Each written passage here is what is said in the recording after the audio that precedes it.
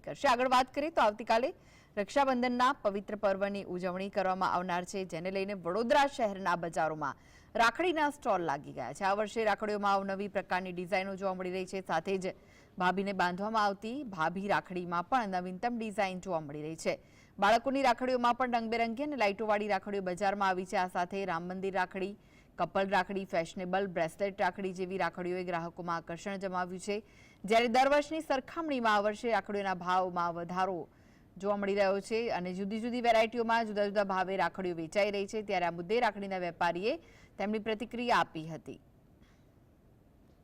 ગયા વર્ષની ભાવમાં બહુ ડિફરન્સ આવ્યો નથી, થોડોક 5-10% ફરક છે, એટલો બધો ડિફરન્સ આવ્યો નથી। અને નાના છોકરાની વાત કરીએ તો નાના છોકરાઓની કાર્ટૂનમાં ડોરેમોન છે, છોટા ભીમ છે, અલગ અલગ વેરાયટીઓ બધી લાઇટિંગમાં આવેલી છે। ભાઈ બેન ભાઈની માટે રાખડી લેવા આવ્યા છે, ઉમંગથી લાવ્યા છે।